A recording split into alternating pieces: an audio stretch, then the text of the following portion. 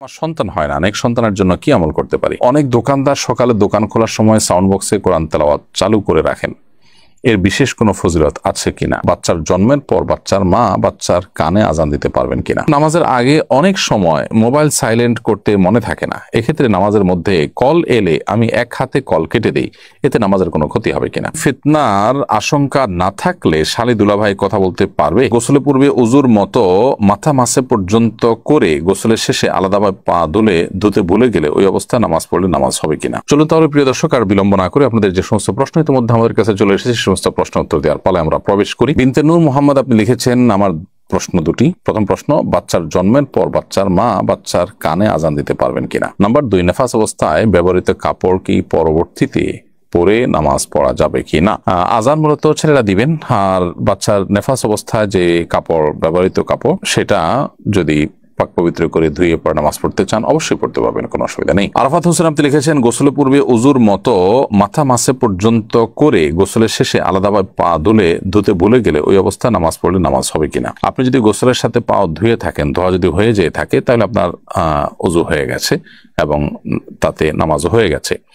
আপনার গোসলের শেষে আলাদা করে পা ধোয়া সুন্নাত, সেটা আপনি ভুলে গেছেন, আলাদা করে ধোন নাই, কিন্তু গোসলের সময় আপনার পা ধোয়া যদি হয়ে যেয়ে থাকে তাহলে সেক্ষেত্রে আপনার গোসলও হয়েছে এবং নামাজও হয়ে গেছে, যদিও আলাদা করে পা ধোয়াটা সুন্নত, সে সুন্নতটা আদায় হয়নি জাস্ট। এরপরের প্রশ্ন হলো, নামাজের আগে অনেক সময় মোবাইল সাইলেন্ট করতে মনে থাকে না, এক্ষেত্রে নামাজের মধ্যে কল এলে আমি এক হাতে কল কেটে দিই, এতে নামাজের কোনো ক্ষতি হবে কিনা? কোনো অসুবিধা নেই, বিশেষ করে যদি আমলে কাসির এর পর্যায়ে না হয়, অর্থাৎ আপনি যদি মোবাইলের সে কল কাটতে গিয়ে মোবাইল বের করেন, দেখেন, অনেক নাড়াচাড়া করেন এবং এমন কিছু করেন যেটা দেখে আপনার মুড দেখে আপনি কি নামাজে নাকি নামাজের বাইরে সেটা স্পষ্ট না হয়, এরকম যদি হয় তাহলে সেক্ষেত্রে আপনার এই নামাজ আপনার আর থাকবে না, বরং এটা নষ্ট হয়ে যাবে, কারণ আমলে কাসির হলে নামাজ ভঙ্গ হয়ে যায়। অথবা আপনি আলতোভাবে শুধুমাত্র এক হাত দিয়ে, এক হাত বাঁধা আছে আর এক হাত দিয়ে কেটে দিলেন অথবা বন্ধ করে দিলেন, সেটা আপনি করতে পারেন পকেটে হাত ঢুকিয়ে বা বাহির থেকে, সেটাতে অসুবিধা নেই। কিন্তু অনেক বেশি যদি আপনি মোবাইল দেখাদেখি করেন এমন ভাবে যেটা দেখে আপনার নামাজের বাইরে আছেন কিনা সেরকম একটা অবস্থা যদি বোঝা যায় তাহলে কিন্তু নামাজ নষ্ট হয়ে যাবে। এমডি রনি লিখেছেন, ফিতনার আশঙ্কা না থাকলে শালি দুলাভাই কথা বলতে পারবে? মেয়েদের কণ্ঠ কি পর্দার অন্তর্ভুক্ত? অবশ্যই শালি দুলাভাই এর মধ্যে একান্ত প্রয়োজনীয় কোনো কথা থাকলে সেটি তারা বলতে পারবেন, যতটুকু প্রয়োজন ততটুকু কথা ছাড়া যদি SMS এ যোগাযোগ করা সম্ভব হয় সেটা মেনটেন করতে হবে। আর যদি অন্য কারোর মাধ্যমে এই পারপাস সার্ভ করা যায় তাহলে সেক্ষেত্রে তারা একান্তে আলাপচারিতা থেকে তারা বেঁচে থাকবেন। কারণ নবী করিম সাল্লাল্লাহু আলাইহি সাল্লামকে জিজ্ঞেস করা হয়েছিল দেবর অথবা শালিকার সম্পর্কে।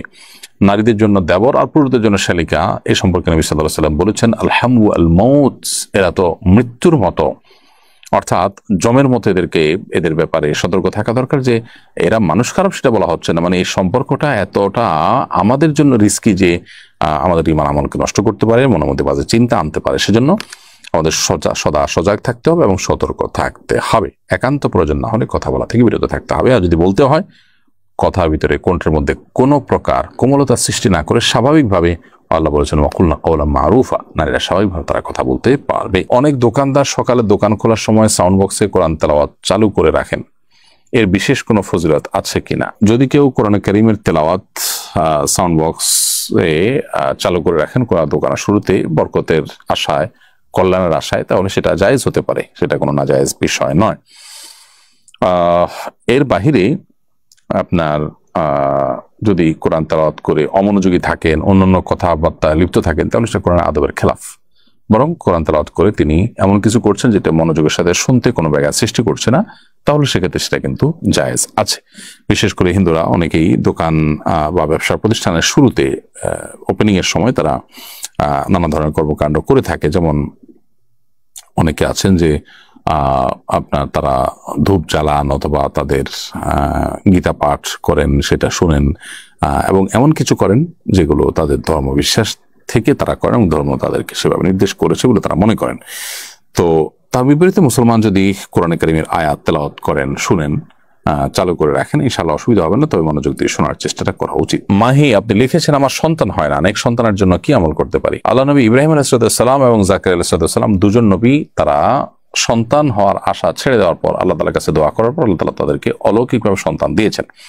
এই জন্য ইব্রাহিম ইসলাম এবং জাকারিয়া ইসলাম দোয়া করতে পারেন। সেই দুই নবীর দোয়াগুলোর মধ্যে থেকে একটা হলো রব্বি হাবলি মিনাস সলিহিন, যেটা ইব্রাহিম ইসলাম করেছেন, যার অর্থ হলো আল্লাহ আমাকে নেক সন্তান দান করুন। রব্বি হাবলি মিনাস সলিহিন বেশি পাঠ করবেন। আরটা হলো যে রব্বি লা তাদারনি ফারদা ওয়া আনতা খায়রুল ওয়ারিসিন, আল্লাহ আমাকে একা ছেড়ে দিবেন না, আপনি সর্বোচ্চ ওয়ারিস, আপনি সর্বোচ্চ উত্তরাধিকারী। ঠিক একইভাবে আরো দোয়া আছে, রব্বানা রব্বি হাবলি মিন লাদুনকা যুররিয়াতান তাইয়্যিবাহ ইন্নাকা সামিউদ দুআ, আল্লাহ আপনার পক্ষ থেকে পবিত্র সন্তান আপনি দান করুন, ভালো সন্তান দান করুন, আপনি দোয়া শ্রবণকারী। তো এরকম যে দোয়াগুলো আছে এই দোয়াগুলো আমরা পাঠ করতে পারি, এর মাধ্যমে ইনশাআল্লাহ হয়তো আমাদেরকে নেক সন্তান দিতে পারেন। এরপরও যদি কেউ নেক সন্তান না পান কোনো কারণে, বারবার দোয়া করার পরও আল্লাহ তাআলা তাকে সন্তান দিলেন না, তাহলে বুঝতে হবে যে এটা আল্লাহ তরফ থেকে পরীক্ষা এবং সবর করতে হবে, ধৈর্য ধারণ করতে হবে। আল্লাহ তাআলা কোরআনে কারিমে বলেছেন যে ইয়াজআলু মান ইয়াশাউ আকিমা, যাকে তাকে আল্লাহ বন্ধা করেন, সন্তান দেন না, এটা আল্লাহর ফয়সালা। এর মধ্যে কোনো কল্যাণ আছে। যদি আপনার যদি কোনো কুলাঙ্গার সন্তান হয় কিংবা কোনো বিকলাঙ্গ সন্তান হয়, সেটা চাইতে আপনার না হওয়াটা নিশ্চয়ই কল্যাণ হবে। সেজন্য আল্লাহর ফয়সালাকে মেনে নেওয়াটাই হলো বুদ্ধিমানের পরিচয়।